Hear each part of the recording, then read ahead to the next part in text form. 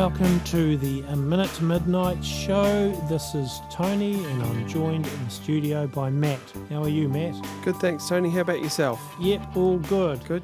Yeah, certainly a lot has been happening out there in the world and here in New Zealand as well. I don't know, I have this sort of sense that we're heading for a perfect storm in a sense, like we are in the birth pangs that Jesus spoke about in the Gospels. And even this morning I was woken by a 5.2 earthquake. That's nothing greatly unusual here in New Zealand, but still, did you feel that one? No, Matt? I didn't. I was apparently doing something at the time, so I didn't feel it at all, but talked to a few people that did feel it, and it was pretty much a routine earthquake for here in New Zealand, the Shaky Isles.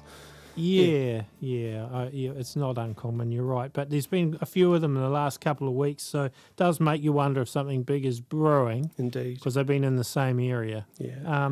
And speaking of earthquakes, I mean, there's been a lot of talk about earthquakes globally and the number of them, and people talking about the New Madrid fault and also the San Andreas fault, how it's locked and loaded and ready to go, supposedly. Yeah, there was a report, I think, last week where a scientist said that this plate is just sitting ready to go, and it could produce a very big earthquake.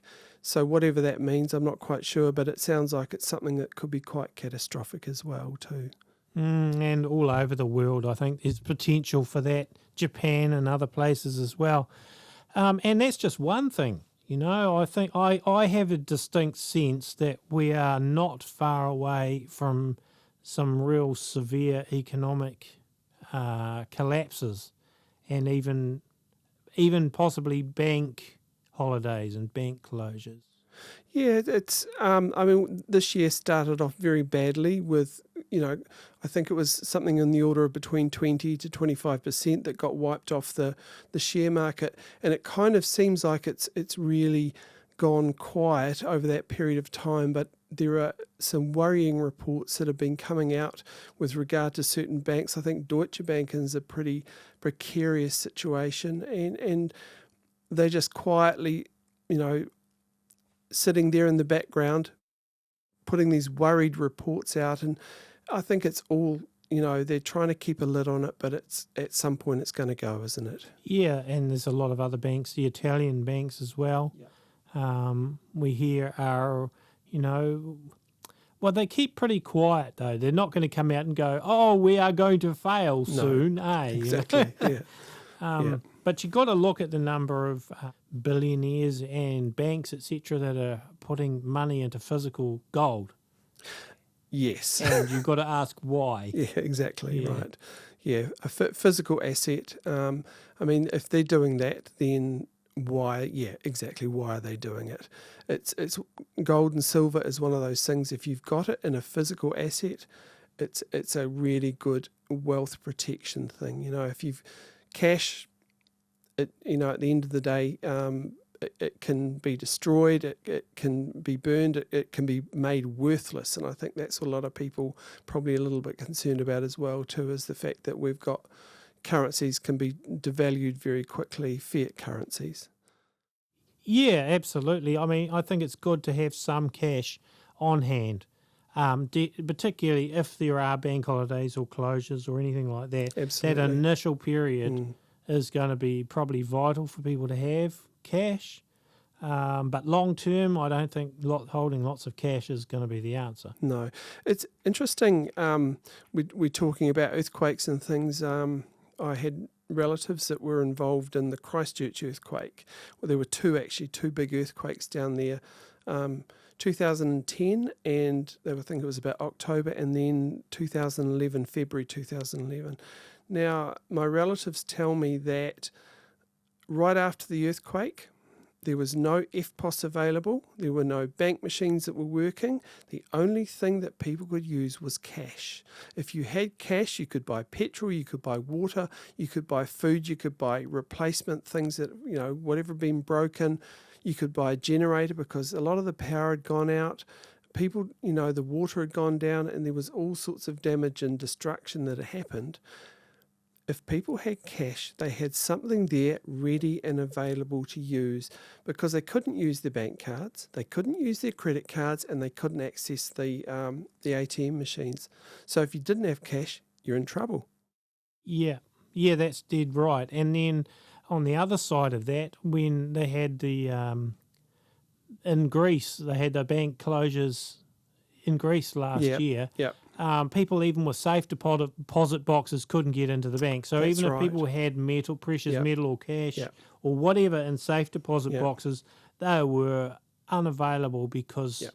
the banks were closed, and so therefore, and there was even talk about them being able to confiscate that stuff anyway. So you want stuff well and truly out of the banking system, and having some cash, whether it's a bank closure or an earthquake or another natural disaster, having some cash is going to be pretty important. And I mean, we don't know whether or not what it's going to be, because I mean, we've had some big earthquakes in the world lately, Japan and Ecuador, and we don't know. I mean, New Zealand, we're not called the Shaky Isles for no reason at all, and we've had some big quakes here, and we're certainly expecting it. So we need to be prepared here. We need to have those things available, and you don't know where else it's going to happen in the world. I'm thinking in terms of weather catastrophes and cyclones and things like that, as well as, banks closing, or there being some kind, I mean, it could be nuclear war. Who knows? There could be a war situation. The thing is to make sure that you've got something at your home in terms of cash. It's a really useful thing to have, because if you've got that, at least you've got a quick, ready source of something to pay for a bit of extra water or a bit of extra food or whatever you need, really. So have a think about that, people. It's just something worth, you don't need to tell anyone else. If you've got it in your house, you can just squirrel a bit away, perhaps put it in a jar on top of a shelf or something like that. But just have a bit of extra cash around. That's interesting. We also have a move towards a cashless society, which we're going to get into in this show a bit more. We've got a few things to say there. But going back to the preparedness thing, what's been going through my mind a little bit the last few days is we all should have a stash of food and things, to last a period of time in the home, and your basic supplies, fresh water is really important. But what's been going through my mind is, what about if you have to get out quickly?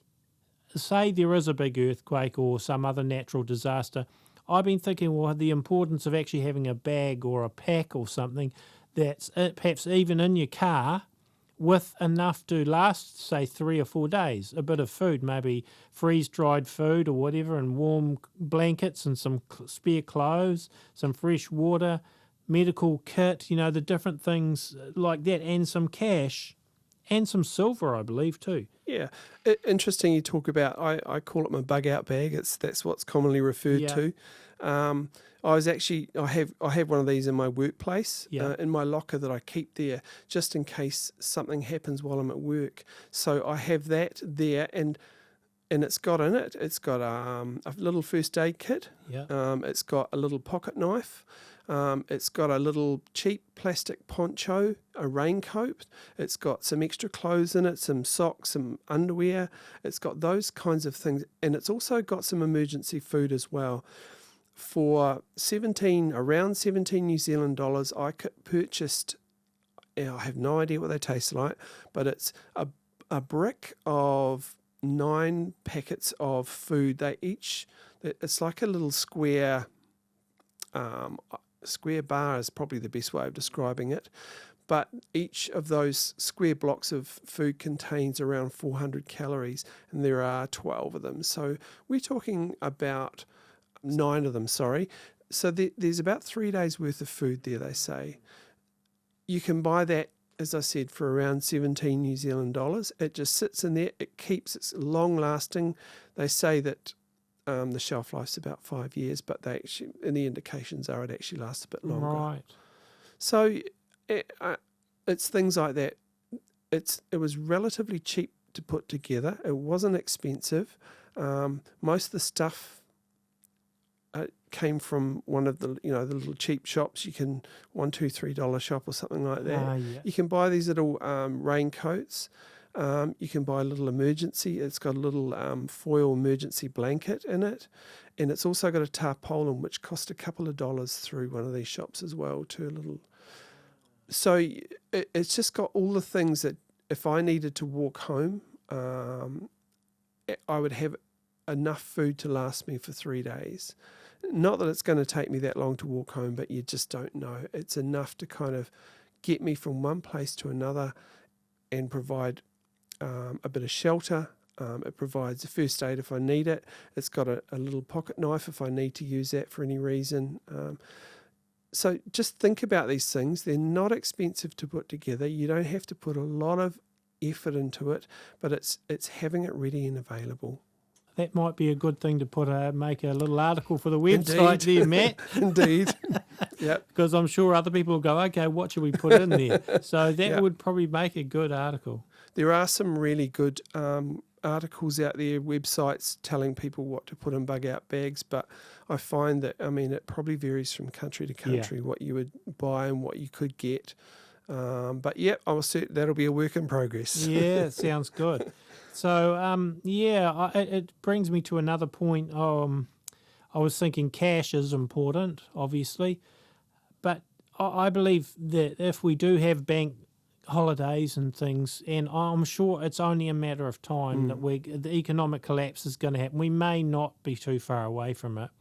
And I firmly believe that having some silver is going to be a very good investment. And just today I was reading the SRS Rocco report, 11th of May. The total number of silver maples and eagles in 2015, the sales that is, amounted to 81.3 million ounces. The total silver mined in all of the United States and Canada in 2015 was only 47.6 million ounces. That means there was a deficit of 33.7 million ounces just from silver maples and eagles versus the mine supply from North America. Okay, but you have to add to that also, there's around 40 to 50 million ounces of other coins and rounds or silver bars that's not included there as well from various other mints. So if you add that together, that makes one heck of a big deficit. In other words, folks, a day of reckoning is coming when there will not be enough silver to supply the demand. The US and Canadian mints have to actually import silver to meet their current needs. But how long is that going to last? And if you're interested, you can find the title of that article was Surging North American Silver Investment Pushes Domestic Supply Deficit to New Record. Yeah.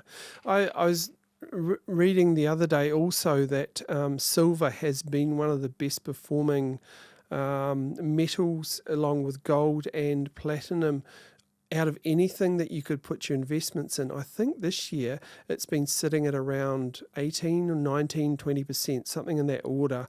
That, as we know, that can change if they decide to, put the squeeze on silver and drop its value. But long term, it's going to be worth so much more, just so much more. As Tony pointed out, it's becoming in short supply. People are buying it up because they know that it's going to have, it's got value now, but it's going to have significantly more value in the future. It is really cheap to buy today. Compared to a lot of other things, silver is just so cheap to buy. You can buy it over the internet, and there are also bullion dealers around. If you have a look, who will sell you physical silver as well too. So that's one of the things that you can look at. But please, folks, if you've got a little bit of extra money, it's really important to have a think about buying some silver. Gold is out of the reach of most people, but silver is not, and I believe it is very significantly undervalued. Yeah, when you say gold being out of the reach of most people, I noticed that, so many of the articles out there are saying gold, gold, gold, buy gold, spend your money on gold. But for a lot of people, they don't have enough money now to be able to hardly get by. So there's no way that a lot of people have got money for gold. But as you say, just a bit of silver is not expensive, and if you accumulate it while there's a chance, because the day's going to come when you're not going to be able to, and at that point, silver is going to escalate. That's right, absolutely, it will. And it's something that could potentially save your life as well, too. Yeah, I agree. So getting food, having plenty of food stored and a supply of fresh water is vital. And then after that, I think silver is definitely something to be looking at getting.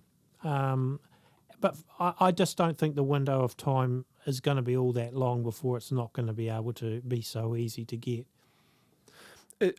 I believe that at times, particularly when things get a little bit rough, where you see a bit of a blip in the stock market or something happens, people rush in to buy a few precious metals. So it's a little bit quiet at the moment, but it would be worth looking at it if you can. If you know where to get it from, or just have a look around and see where you can get it from, just get a bit. That's, as Tony says, food and water first, and then if you've got some money, some silver. Yes. Basically, God has to come first. Get your spiritual life in order, as Chris always says. That's number one priority, and we've got to stress that. These other things are preparations that we can do physically, but if we don't have our spiritual house in order, our lives are going to collapse like a house of cards when the pressure really comes on. That's got to be bottom line. Yep. It is the most important thing, actually, for people, and it costs you nothing to develop a relationship with God. And that's kind of like the foremost thing that I would be encouraging people to do at the moment, is that get your priority right with God. It's like if you've got that in order, everything else tends to follow behind.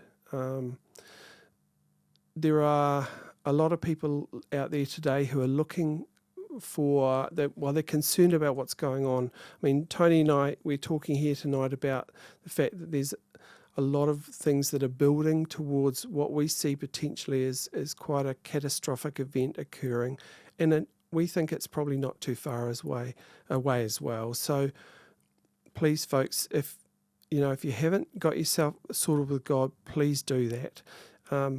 It's about developing your relationship with Jesus. That's one of the most crucial thing. In fact, is the most crucial thing that you'll ever do, because if you've got that right, then everything else follows behind. Yeah, I agree totally.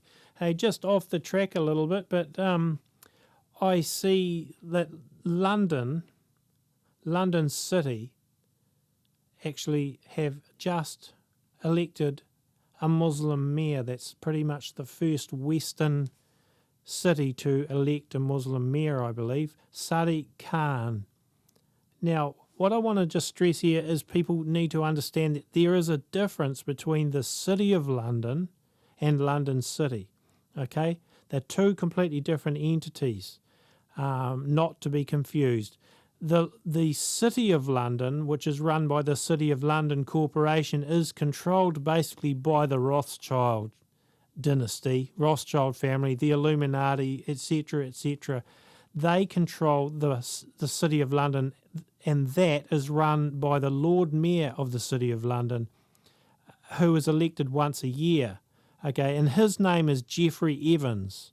So don't be confused, because the mayor that the London City has just elected, Sadiq Khan, has got nothing to do with that piece of land, that square mile or whatever it is in the middle of London, that is called the City of London, where the financial district of London is. So people need to realise that there are two separate entities there, not to be confused.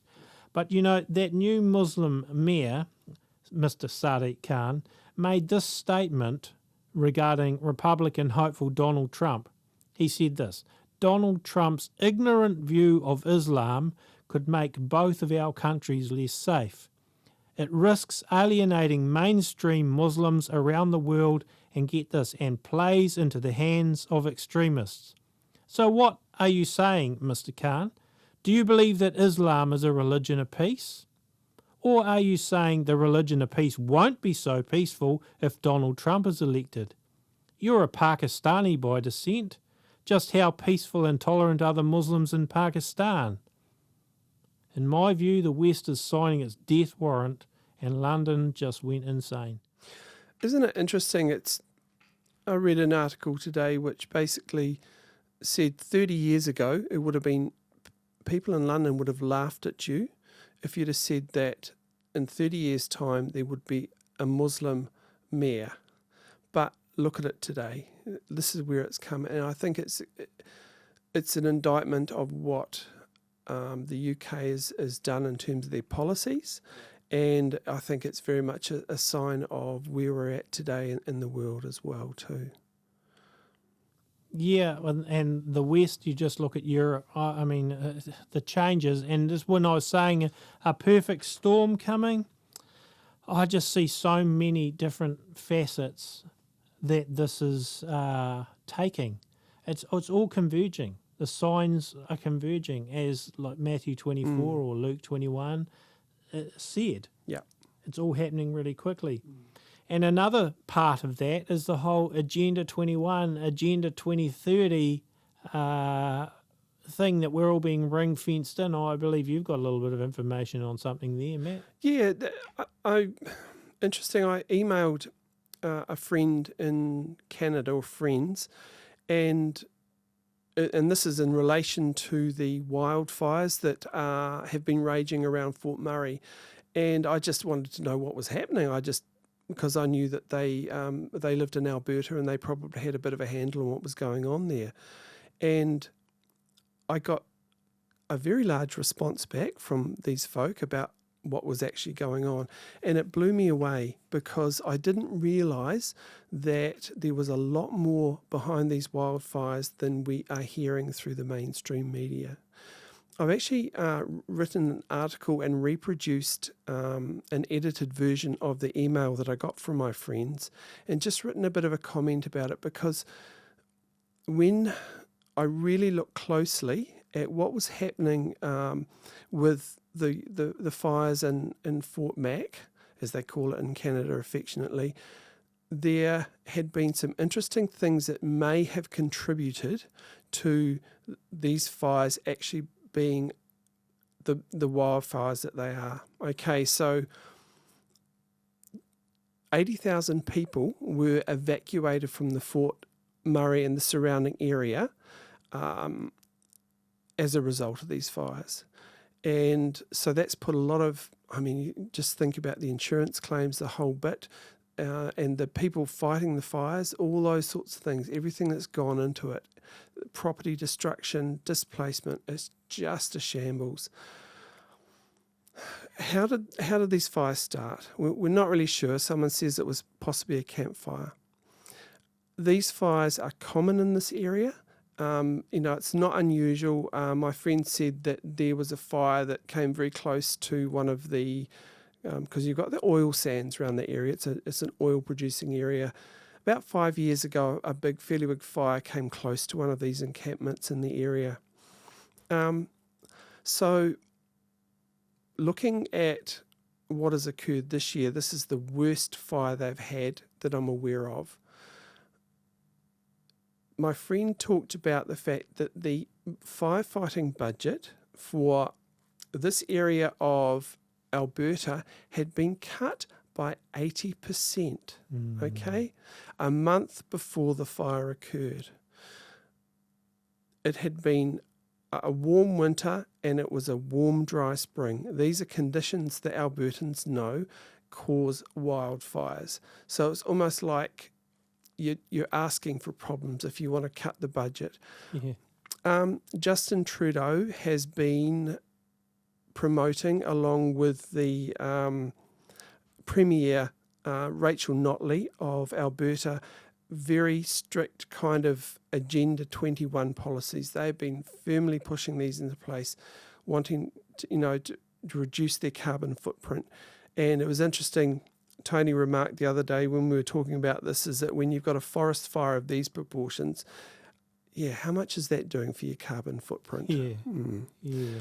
But if you have a look at the article, there are a lot of links to the research that's been done both by myself and by my friends in Canada, and it will show you a very clear picture of the Agenda 2130 policies that have actually worked their way towards creating the situation at Fort Mac.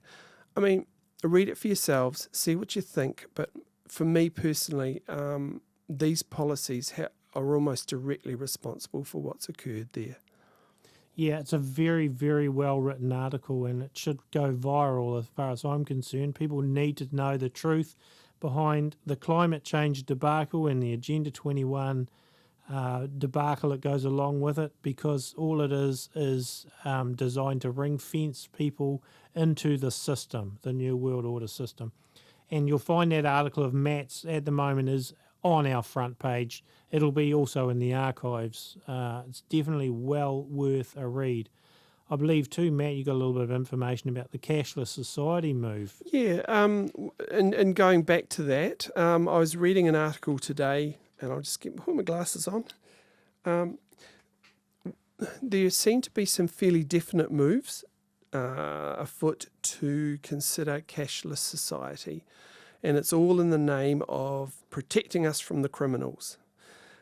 However, when you look at a cashless society, in an ideal world, it's probably a good thing. However, we know that we're not living in an ideal world. So we know that if you've got control of cash, and particularly from a government or a global perspective, you're able to control what people are doing. Now, the article I read today had a word called blockchain in it, and I just had a wee look at what that was. Apparently, just recently, there were groups of bankers that had got together and talked about how they could implement a safer use of cash and finance in a digital world.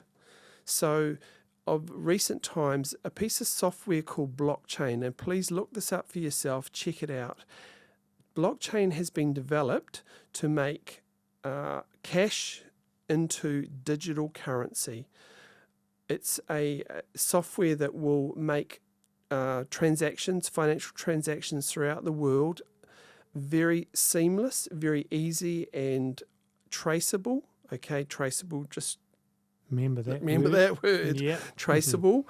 And also they will use one system of currency for this. So blockchain is something that will come up. You'll hear about it again.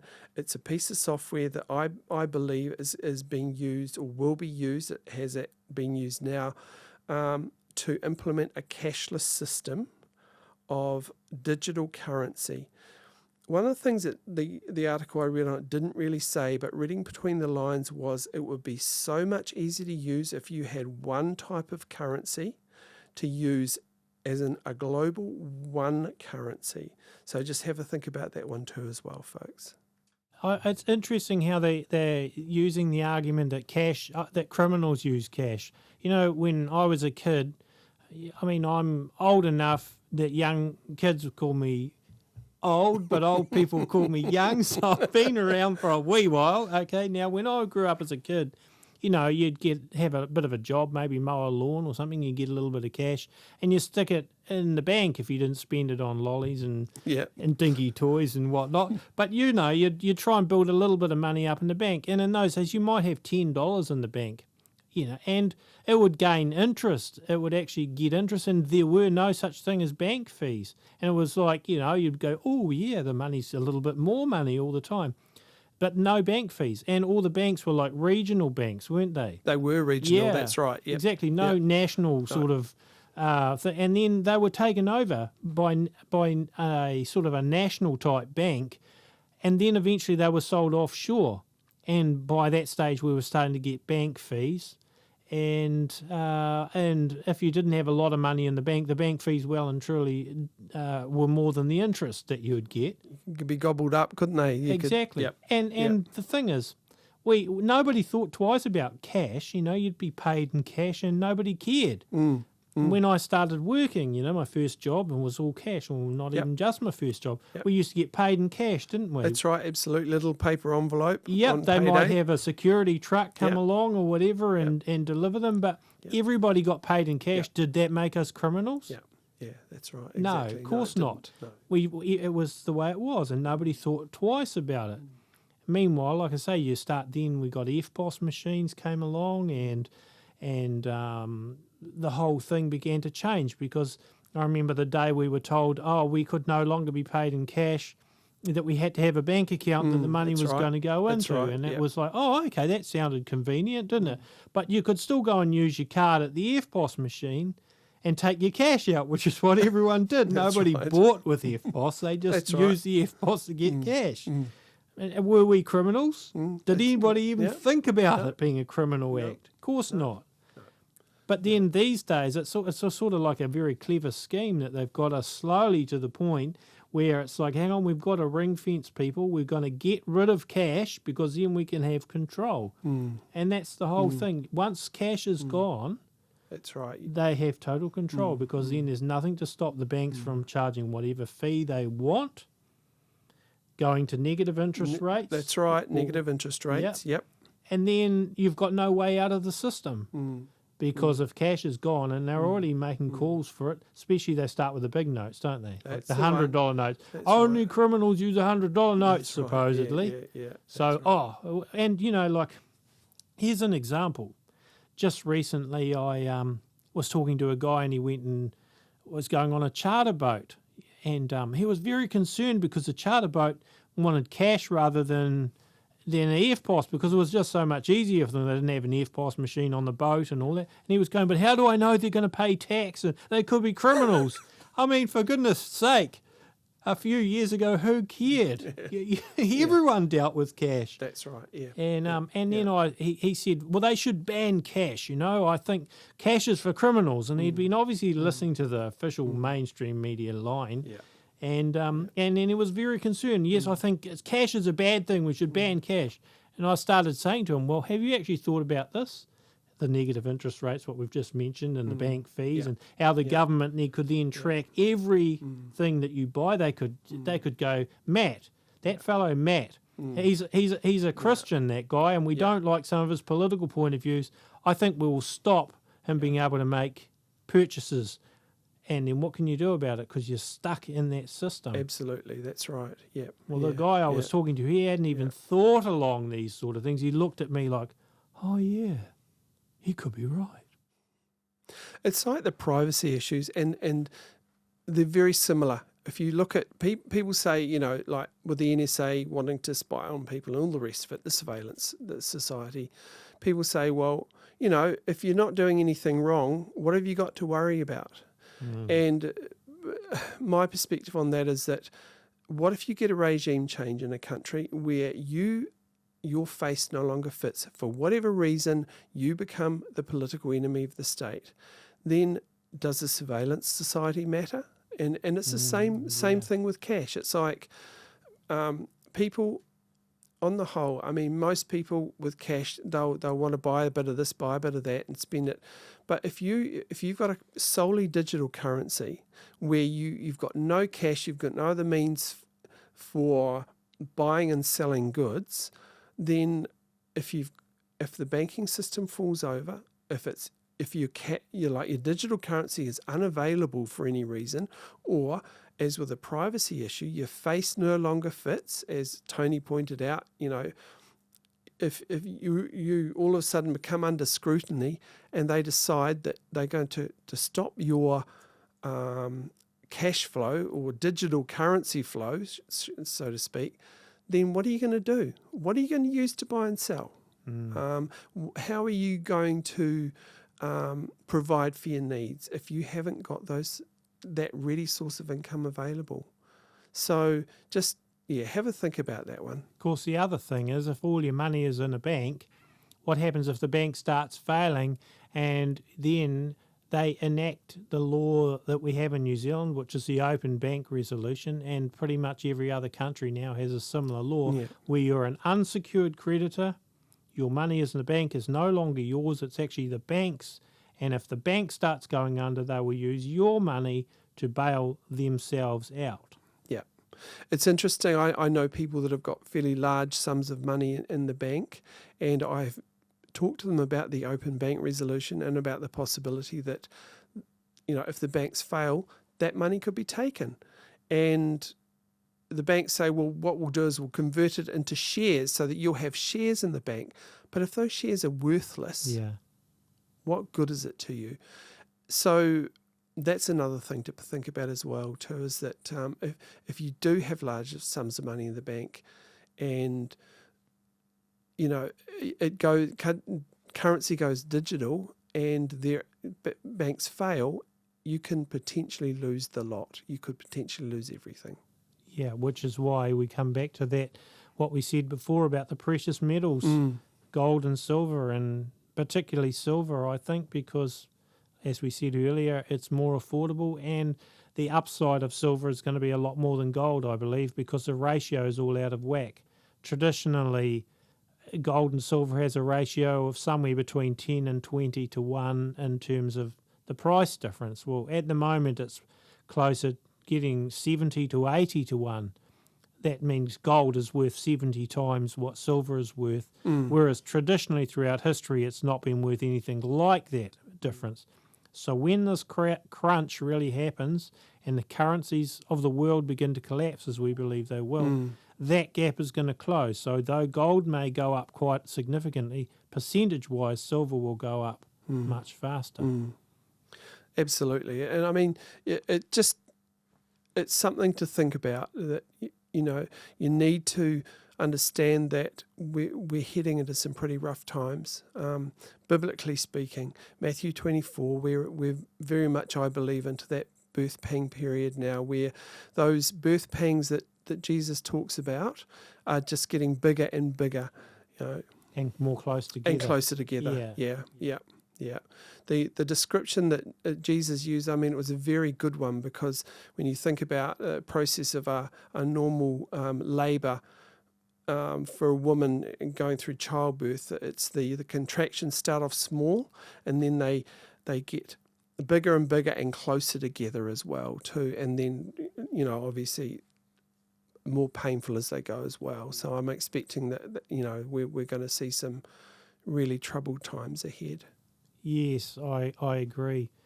I think one of the things that because I've talked a bit about Christchurch before, the earthquake situation there, and having relatives go through it. And I think for us here in New Zealand, that's been a really good wake-up call for the fact that we can have. Christchurch was not an area that had any fault zones in it. It was never expected to have earthquakes, and they had 2 big, devastating earthquakes there.